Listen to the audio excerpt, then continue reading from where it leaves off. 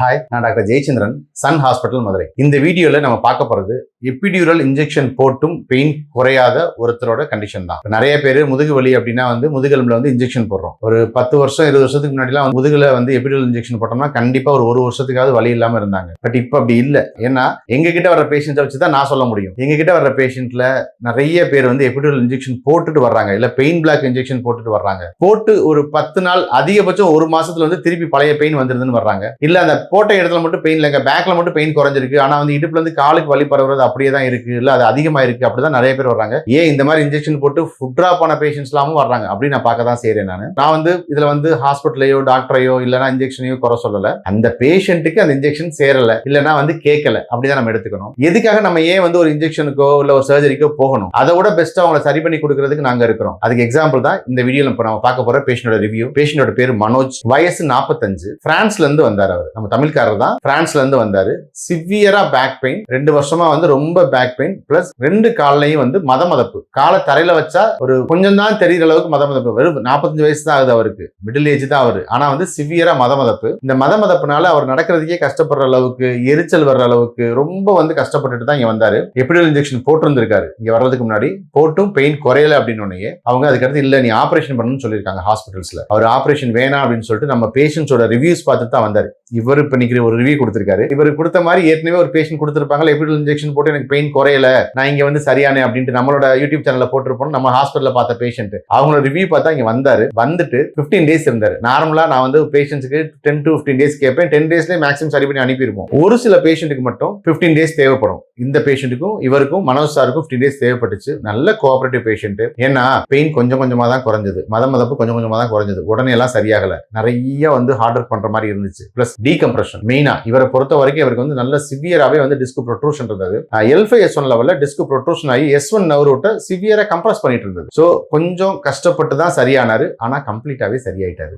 இப்ப அவருக்கு பெயின் கிடையாது. கால் பாத மதமதப்புலாம் ஃபுல்லாவே சரியாயிடுச்சு. பாத மதமதப்பு அவர் வரும்பொழுது எப்படி இருந்தது, போகும்பொழுது எப்படி இருந்தது, ரிப்போர்ட்டை நான் வரிசையா உங்களுக்கு காமிக்கிறேன் பாருங்க. சோ இந்த அளவுக்கு சிவியரா பெயின் இருந்த எபிடியூரல் இன்ஜெக்ஷன் போட்டும் திருப்பி பெயின் இப்ப ஃபாரின்ல முதற்கொண்டு ஆபரேஷன் தான் பண்ணணும், பிரான்ஸ்லயே ஆபரேஷன் பண்ணணும் தான் சொன்ன ஒரு பேஷண்ட்டை நம்ம ஆபரேஷன் பண்ணாம சரி பண்ணி கொடுத்துருக்குன்றது நமக்கு கொஞ்சம் சந்தோஷமாவும் பெருமையாவும் இருக்கு. அவரோட ரிவ்யூ வருது பாருங்க. எதுக்காக இந்த வீடியோ? உங்களுக்கு ஸ்பைன்ல ப்ராப்ளம் இருக்கு, டிஸ்க் பல்ஜ் இருக்கு, ப்ரொட்ரூஷன் இருக்கு, நான் இந்தியால இல்ல நான் ஃபாரின்ல இருக்கேன், எங்க இருந்தாலும் சரி உங்க ரிப்போர்ட் எனக்கு அனுப்பிவிடுங்க, நான் பார்த்துட்டு சொல்றேன். நிறைய பேஷண்ட்ஸ் ரிப்போர்ட் அனுப்புறாங்க. நான் சில நேரங்கள்ல அன்னைக்கே கூப்பிட்டுருவோம், சில நேரங்கள்ல மறுநாள் பேசுவோம். ஏன்னா ரிப்போர்ட்ஸ் நிறைய இருந்தா ஒரே நாள்ல பேச முடியும். ரிப்போர்ட்ஸுக்குன்னு கொடுக்குற டைம் 2 hours 3 hours தான் ஒதுக்க முடியும். ஸோ ஆஃப்டர்நூன்ல பேசி உங்களை எல்லாமே உங்களுக்கு எக்ஸ்பிளைன் பண்ணி சொல்லிடுவோம். ரிப்போர்ட்ஸ் அனுப்புங்க. முடிஞ்ச அளவு ஆபரேஷன் இல்லாம தப்பிக்க பார்ப்போம். இப்போ இவருக்கு டீகம்ப்ரஷன் கிட்டத்தட்ட 14 சிட்டிங்ஸ் போற மாதிரி இருந்தது. நிறைய பேஷண்ட்ஸ் நாங்க டீகம்ப்ரஷன் 5 சிட்டிங்ஸ் போடுவோம், சில பேஷண்ட் 10 சிட்டிங்ஸ் தேவைப்படும். இவருக்கு 14 சிட்டிங்ஸ் தேவைப்பட்டுச்சு. ஏன்னா அந்த அளவுக்கு டிஸ்க் நல்லா ப்ரொட்ரூஷன் ஆகி கொஞ்சம் அழுத்திக்கிட்டு இருந்தது. அதை ரிலீஸ் பண்றதுக்கு எங்களுக்கு ரொம்ப டீகம்ப்ரஷன் தேவைப்பட்டுச்சு. ரோபோஸ்பைன் டீகம்ப்ரஷன் மூலமா தான் இவர் கம்ப்ளீட்டா சரியானார். அவரோட ரிவ்யூ வருது பாருங்க. தேங்க்யூ. இது மனோஜ் பேஷண்டோட MRI ரிப்போர்ட், பிரான்ஸ்ல எடுத்தது. MRI of lumbar spine result ஃபுல்லாவே வந்துருச்சு. இப்போ எப்படி இருக்குன்னா மெயின் அவருக்கு L5 S1 லெவல்ல டிஸ்க் பல்ஜ் ஆயிருக்கு, தேய்மானம் ஆயிருக்கு, ஆன்லர் ஃபிஷர் இருக்கு, பிளஸ் டிஸ்க் ப்ரொட்ரூஷன் இருக்கு.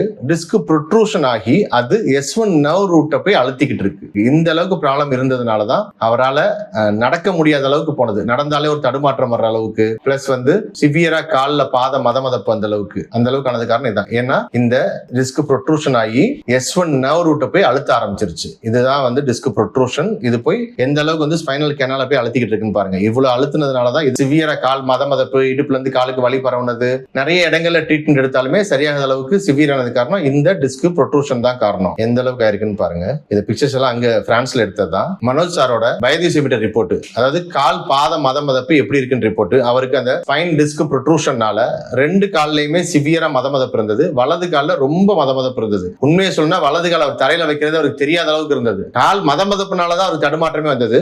ரைட் சைடு 50, அதாவது 50ங்கிறது 50க்கு மேல இல்ல, நம்பர் இல்ல, அதனால 15 போட்டிருக்கோம். சுத்தமாவே வலது காலில் தொடு உணர்வு இல்ல. இடது காலில் ஓரளவு கொஞ்சம் பரவலாம இருந்தது. ஒரு 39 இருந்தது. அப்படின்னா 49 தான் இங்கெல்லாம் இருந்திருக்கு. இங்கெல்லாம் ஒரு 34 வந்ததுனால ஓரளவு மெயின்டைன் ஆகி அதுவுமே ரொம்ப சிவியரா தான் இருந்தது. இது 2 ஏப்ரல் 2026 எடுத்தது. கரெக்டா ஒரு 3 டேஸ் கழிச்சு திருப்பி எடுத்தோம். இந்த 15 இருந்தது சுத்தமா தெரியாம இருந்து 27க்கு வந்துருச்சு. 39 இருந்தது வந்து 24க்கு வந்துருச்சு. எந்த அளவுக்கு இம்ப்ரூவ்மெண்ட் பாருங்க வெறும் 3 டேஸ்ல. ஏன்னா அவருக்கு இதுக்குன்னே வந்து அதாவது கால் பாதம் மதப்புக்கு நம்ம ஹாஸ்பிட்டல்ல ஸ்பெசிபிக்கா வந்துட்டு food reflexology, laser treatment plus வந்து நிறைய கான்ட்ராஸ்ட் பார்த்து நிறைய ட்ரீட்மெண்ட்ஸ் மெத்தட்ஸ் வச்சிருக்கோம். அது மூலமா அவரை கம்ப்ளீட்டாவே சரி பண்ணி கொடுத்திருக்கோம். அடுத்து 10ஆம் தேதி அதுல இருந்து ஒரு 4 நாள் கழிச்சு எடுத்து பார்த்தப்போ 24, 22 கொஞ்சம் ரெண்டு காலும் மாடரேட்டா வந்துருச்சு. ஃபைனலா அவரு ஊருக்கு போற முதல் நாள் செக் பண்ணப்ப கம்ப்ளீட்டாவே சரியாயிடுச்சு. Right side 15, left side 14. இந்த அளவுக்கு நார்மல் ஆயிடுச்சு. இந்த அளவுக்கு மோசமா இருந்தது இந்த அளவுக்கு நார்மல் ஆயிடுச்சு. கம்ப்ளீட்டாவே இப்ப நார்மல் ஆயிட்டாரு. இப்ப கால்ல மதப்பு சுத்தமாவே இல்ல. தேங்க்யூ. எல்லாருக்கும் வணக்கம்.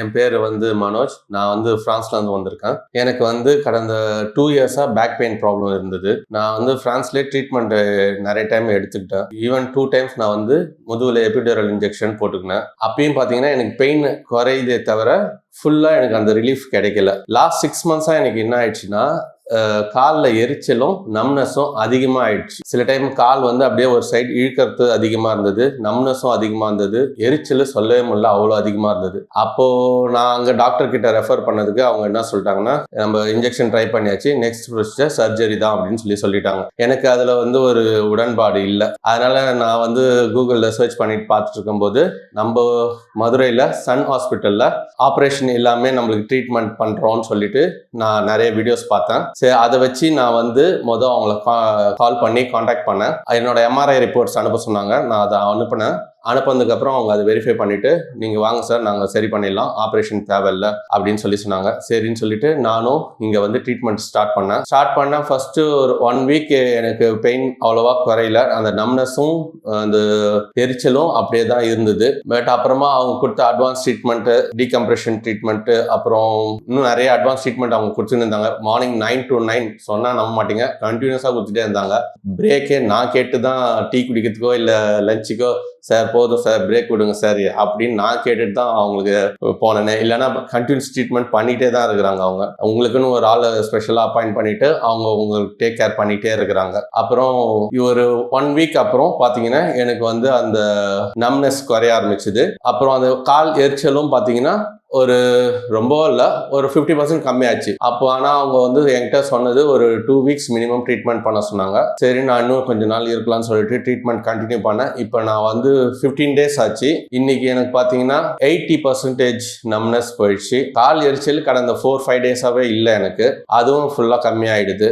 இப்போ வந்து ஐ எம் ஓகே. நான் எனக்கு 85% நான் பெட்டராக ஃபீல் பண்ணுறேன். ப்ளஸ் ஃபிசியோதெரப்பி அவங்க கொடுக்கறது, அந்த எக்ஸசைஸ் பண்ணுறதுல எனக்கு ஒரு கான்ஃபிடென்ட் இப்போ வந்துருக்கு. நான் வந்து இப்போ முதல்ல பேலன்ஸ் மிஸ் ஆகிற மாதிரி ஒரு ஃபீலிங்ல இருந்தேன். இப்போ வந்து எனக்கு பாத்தீங்கன்னா ஓகே, நல்லா நடக்கலாம், நம்மளே ஓகே பேலன்ஸா இருக்குதான், நம்மளுக்கு அந்த மசில் ஸ்ட்ரென்த் எல்லாம் கொஞ்சம் நல்லாவே வந்திருக்குது எனக்கு. இப்போ நம்ம இந்த எக்ஸசைஸ் இன்னும் கண்டினியூ பண்ணனா நம்ம இன்னும் நல்லா இருக்கலான்ற ஒரு கான்ஃபிடென்ட்டும் எனக்கு இப்போ வந்திருக்குது. சரிங்களா, அதுதான் எனக்கு வந்து இங்க இருக்கிற எல்லா டாக்டர்ஸ், நர்சஸ் எல்லாருமே என்னை நல்லா டேக் கேர் பண்ணிக்கிட்டாங்க.